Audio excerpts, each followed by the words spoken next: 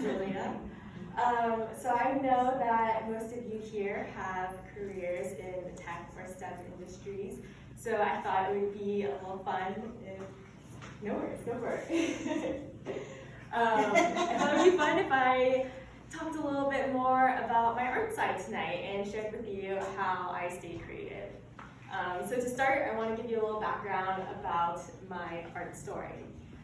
So I started off very traditional, classically trained artist, very inspired by hyperrealism. That's where I wanted to go. But then I got introduced to mixed media, and that just blew my mind. I thought it was crazy cool how you could take oil paints and watercolors, two things that are not designed to be together. Oil and water do not mix. And put them on a canvas, and you can make completely different effects. So I didn't stop there though. I didn't stop with just the traditional visual arts mediums. I started looking around me and taking in all the technologies and processes around me and trying to apply them to my art. So here are a couple examples of recent art projects I've done. I've made AR animations for murals. I coded a Xbox 360 Kinect sensor to take in real-time information of someone moving and then translate it into these like cool abstract lines. So I videotaped a couple of dancer friends doing that, and this is actually currently up at the Boston Convention Center, just across the street, so you can walk down there and see it. I also made some props and collaborated with some New York dancers in this amazing photography studio to really just accentuate and explore what the human body can look like. And I'm showing you guys all of this, one, because I think it's fun to share my work, but two, just to emphasize that my work really is evolving all the time. I always have a new project on the line that's very different from the one before it.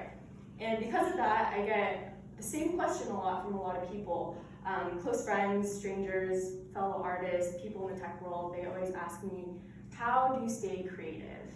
What gives you that creative boost? And it's a hard question to answer because it's really hard to define creativity. But one thing that I do believe is that creativity is not inspiration. It isn't just like something that comes and hits you all of a sudden. It's a muscle. Everyone has a creative mental muscle. And you can choose to focus in on that muscle and train it and work it out, and it'll become bigger. And then you can rely on it, and you can use it when you want to. You can call it on whenever you need it. But just like a muscle, even when it's big, you need to continue working it out in order to keep it big, or else it's just gonna go away, as I know from my on and off gym sessions. And all of you lovely ladies are incredibly smart, and you all have an incredible mental muscle that you're working out. Maybe you're a chemical engineer and you're working out that chemistry muscle, or you're an amazing salesperson and you're working out that muscle. So why would you want to work out your creative muscle unless you want to quit your job today and become a starving artist? And this may sound cliche, but I truly believe that everyone should work out that creative muscle, because I really do think that it changes the way that you see the world. It's kind of like how people say, oh, I think you should live in a different country or live in a different city and experience something new. It just changes your perspective. Being able to call on that creative muscle and turn it on when you're in a problem, or even when you're just walking down the street and experiencing life, it'll really change the way you see things. So, now that I've convinced you all that you have that creative muscle, and now that you guys all want to work it out, I'm going to share with you 3 creative workouts for that muscle that I use. And all of these 3 techniques are very visual arts focused, so they're all 3 different sketching processes. But I think that you could distill what I'm saying out of these and apply them to your own art, whether that's improv and hip hop, or dancing, or singing, or whatever you do. And if you're like, no, I'm not creative, I don't do any art, we all have hands, could you just give me out pens? You can pick up a pen and start sketching and try this out. So the first one I'm going to go through is called evolution. And for this exercise, I actually do all 3 of these exercises myself.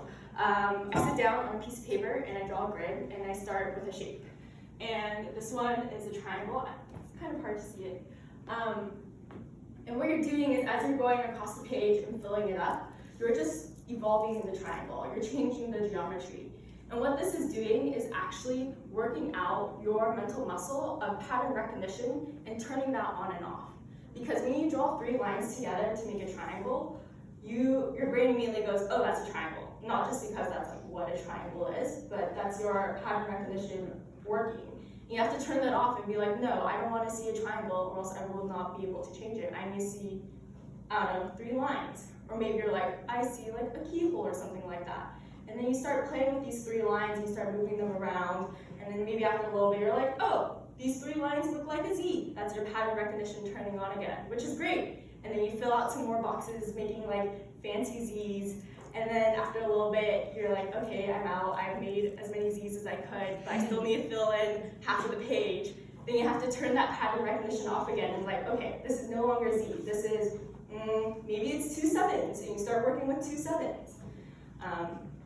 And the other cool thing about this exercise, this is another example that also starts with a triangle, but gets a little crazier, is that you're actually building up a shape vocabulary. You're building up a shape grammar for yourself to put into your toolbox. Because whenever you draw something, you then are able to later pull out of your toolbox and use that. Think of it of like a little kid learning to draw. Maybe your kid first learns how to draw a dog, and he's like, I'm so excited, I can draw a dog. But it's the exact same dog that he draws, and he only draws that. And it's not until he messes up one day and like accidentally draws 2 tails that he's like, oh, whoa, I could draw a dog with 5 tails, or 1 tail, or I don't know, 1,000,000 tails, and he gets really excited about that. That's what you're doing as well. We don't realize this because we have so many shapes in our head. We're like, oh, I know all the shapes. But until you push yourself to really go and develop it, you're going to be stuck with just what you have. You really need to go and explore and go a little wild and crazy and weird. So evolution is a really good technique, a good process to go and build up that shape vocabulary. And it doesn't have to be in a grid. This is actually what I usually do, not a grid, but in a line. And you can kind of see that same evolution happening. The second process that I use or work out is draw what you see. This one's gonna sound a little odd, but stick with me. So for this one, I literally just sit down and stare at a sheet of paper and I draw what I see. And I don't mean I draw what I see above the paper, I just stare at the paper. And so it's usually these like odd patterns that come out. But it's kind of the thing where you like stare at a light too long and then you look away at a different wall and you see all those wavy lines. Or like you have floaters in your eyeballs. If that's what you see when you look at a piece of paper, you're gonna draw that. And what this is working out is eye-hand coordination. Because you're seeing with your mind's eye and you're literally tracing out what you draw. A story that I really like, that I have no idea where I heard this from, I don't even know if it's true. But I think it was Michelangelo who, when he was carving out statues from marble, he would be like, I'm not trying to make a human. I see a human caught in a piece of marble and I'm just setting them free. That's what you're doing here. You're seeing something and envisioning it in your mind's eye. You're just literally tracing it. And what this is doing is building up your confidence in your own mind's eye.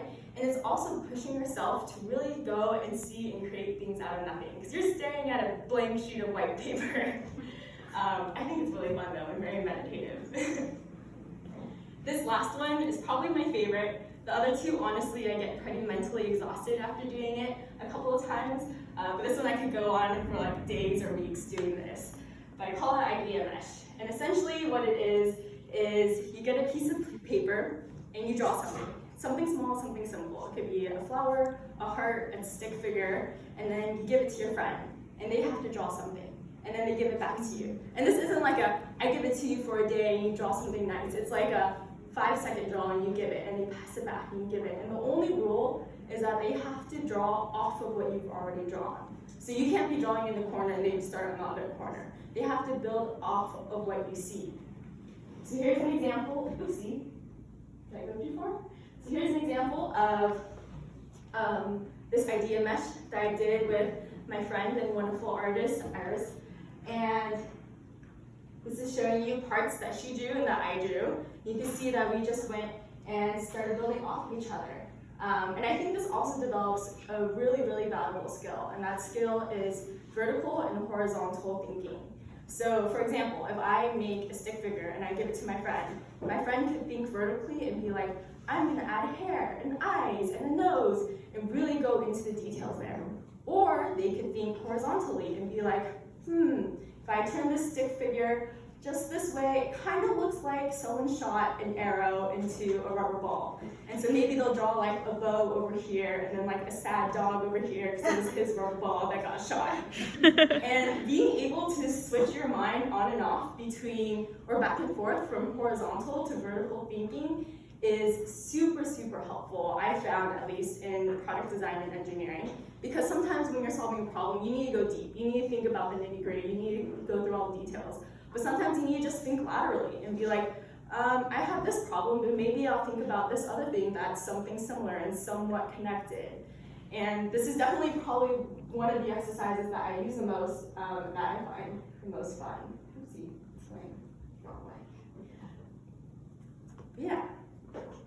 So through these 3 exercises, I think the most important thing is mindset. So you have to, when you're doing these things, just think, this is practice, this is for myself. Because as soon as you're like, I'm gonna show my mom this, and they're gonna put it on her refrigerator, or like, I need to post this to Instagram, you're putting down a mental block that's like, I need to make this pretty. And you're not letting your mind go and explore to its full horizons. It's like if you're trying to do a pull-up, but you're like, I don't know, I think this looks pretty, and I'm gonna stop right here. You're not working out that full muscle there. So you really, really, really have to just like be ready to throw this away. Honestly, a lot of the sketches I just showed you, I made within this month for this talk because I threw away all of my old sketches. That's just how unconnected you have to be to your child's sketches. You have to denounce your child. And lastly, and probably the most important thing is complete your work. It's so easy to sit down and like halfway through an exercise be like, I don't think this is very good, I'm kind of tired, like, is this really doing anything? I don't know. But if you don't complete it, you're not gonna see a difference. You really have to go and push yourself, because it's that last half bit, it's that last couple of minutes, that last bit of the page where your brain is burnt out, and so it'll force itself to think differently. Because you're just tired of thinking through the same route, that will start creating different paths to get around and complete the work. And that's where you'll see creativity bloom. Thank you.